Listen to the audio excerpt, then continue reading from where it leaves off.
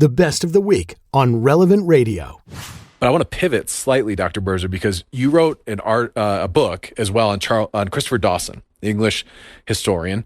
And his central claim, Dawson, as I understand it, is something that's kind of interest to this show. Like what we're trying to talk about here is engaging the world and sanctifying the ordinary, and how we do both as Catholics. And, Dawson really talks about how I don't know what you want to call it, the devolution in culture is because it's because of secularization. We've pulled religion, which is the dynamic force that builds up, every culture. Culture comes from cult. How does that play into this question of, I think a lot of people in some senses are concerned about the direction of the country and our communities and how they're knit together. And the question for me is, kind of pulling from Dawson, can America have a civic renewal without having a religious revival, like a religious renewal that would accompany it? No. The short answer is no. We absolutely have to have a religious revival. We have to. And, this is, I think, one of Dawson's greatest contributions to scholarship, and something, I would guess that you and I, Tim, take this for granted, but it was a pretty radical argument in the 1920s. The idea that, look, life doesn't change because we've passed a new tax, or we've got a new tariff, or we've got this new law in place. Life only changes when the culture changes. Even though, and I think we believe in natural law, so we would say, well, sure, there are laws like supply and demand, right? We're not gonna get away from that. That is a fundamental natural law of economics. But how that plays out in a society is deeply determined by the culture. And so, one of the most radical arguments that Dawson ever makes, and it has huge implications, is that there is absolutely no such thing as a secular culture. That's an oxymoron. You can't have a secular culture. If you have a secular culture, you have no culture. And of course, the downside that's a downside, but the even further downside to that is that, what will we find? Well, the chances are really, really good, because we're humans, that no one will believe in nothingness.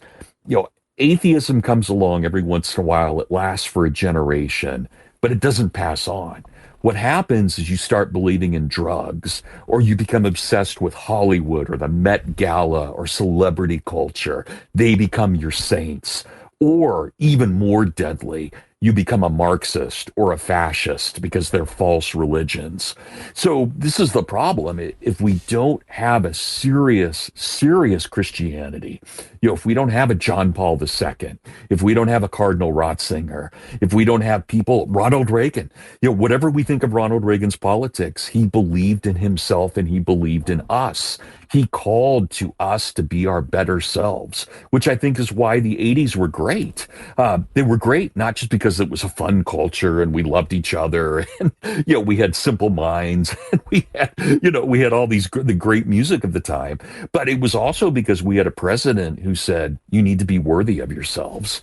And we strove to do that. And, we think about that decade. It was a beautiful decade. Not that it didn't have its problems, but I think in large part because it was a revival of culture. And it had to start with that. And so, yeah, absolutely, Tim. I'm a firm believer in this.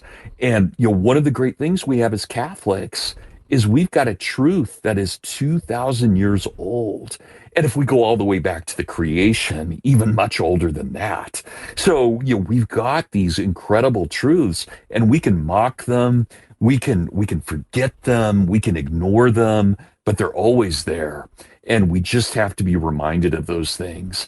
And that's what Reagan did. That's what John Paul II did. They didn't tell us anything new. They told us very old things, but they were things that are so relevant to who and what we are. And so, I get worked up, and I'm sure you do this as well, Tim. I'll look at something in the culture, like looking at the photos from the Met Gala the other day, and I was just so disgusted. Like, who are these people? Why do we look up to them? Why do we care what Meghan Markle or Prince Harry think about anything? Give me Mother Teresa. give me Sister Angelica, Mother Angelica. I mean, these are the people. Give me Cardinal Newman. These are the people who really mean something. And so I think we just desperately need to go back to them. And again, to go back to the first segment of this show, let's go back to Charles Carroll, and let's go back to George Washington. This was a man of truth and goodness. He didn't have the fullness of the faith, but he was pretty close. So I think there's a lot we can take from them. Yeah, I do think we've hit a point where they're tired of that.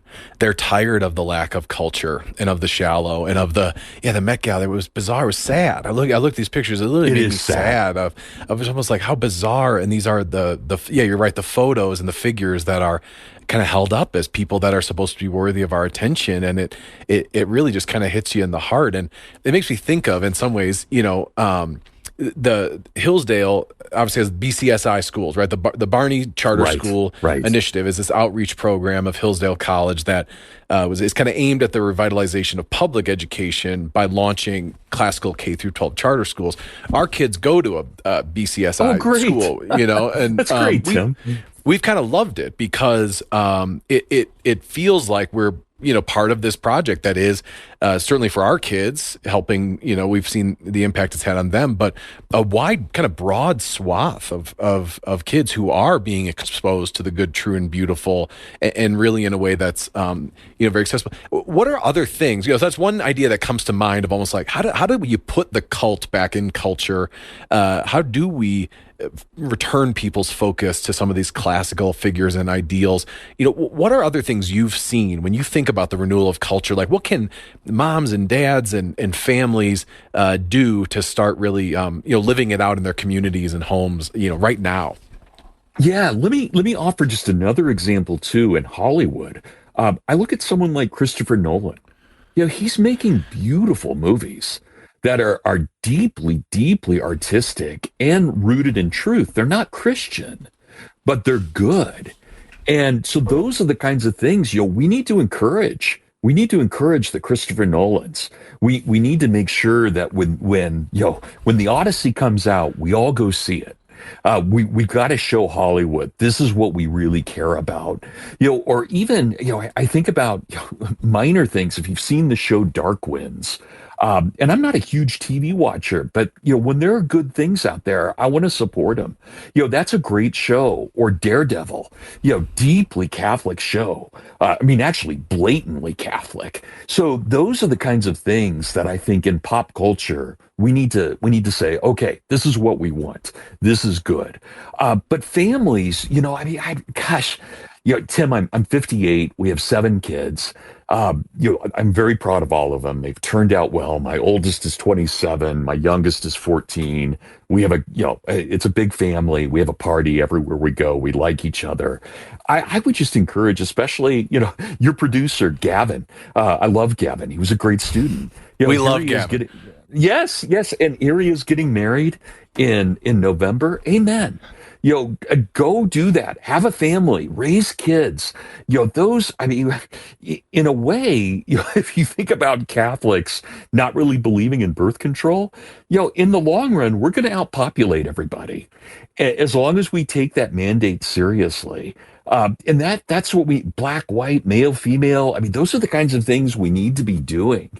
And, to raise our kids and to make sure that we expose them to The Hobbit and to Narnia and The Lord of the Rings and to Redwall, all of these great stories that were written to teach virtue.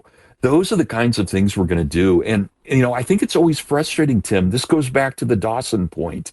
If we want to reclaim the culture, we're not talking about next year. We're talking about 100 years from now. And this is the problem with the Dark Age. It takes a long time to crawl out of it. And you think about even something like abortion. Yes, if we could pass a law that ended abortion, that would be great. But what if we could change 99 out of 100 hearts not to even contemplate abortion? Wouldn't that be even better than a law? And I'm not dismissing the law. Don't get me wrong. If we could ban abortion, amen, let's get rid of it. But what if we could change the culture in which it became inconceivable that we would do that. And that's the kind of thing, that's hard work. That's really hard work. But that's what we're called to do. And so, when I was younger, I always kind of rejected this, but Russell Kirk always said the only thing we can actually do is brighten the corner where we find ourselves. And, when I was 20, it was like, no, I want to pass a set of laws and I want the Libertarian Party to do this or whatever, or the Republican Party to do this. Let's get the right people in Congress and we can change that. But as I've gotten older, I really believe Russell Kirk. It's like, no, this is hard. This is really hard. And we change these things one mind, one neighbor, one neighborhood at a time. And, the progress we see is incremental. It's not revolutionary. It's incremental. And I think that's hard, especially for young people who have the energy to go change the world. And I understand they want to go to Washington. They want to change the world. But no, be Gavin. Go work for the radio station. Go be a producer. Go get married. Those are the things that are really going to change society in the long run. That fires me up. That's so awesome, Dr. Birzer.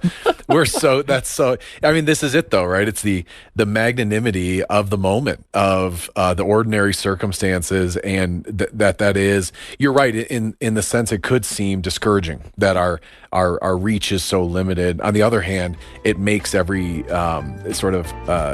breakfast conversation drip with meaning and potential glory. And so I think that's incredible. That was the best of the week on Relevant Radio. The best way to listen to the best of the week is on the Relevant Radio app. Free and always free.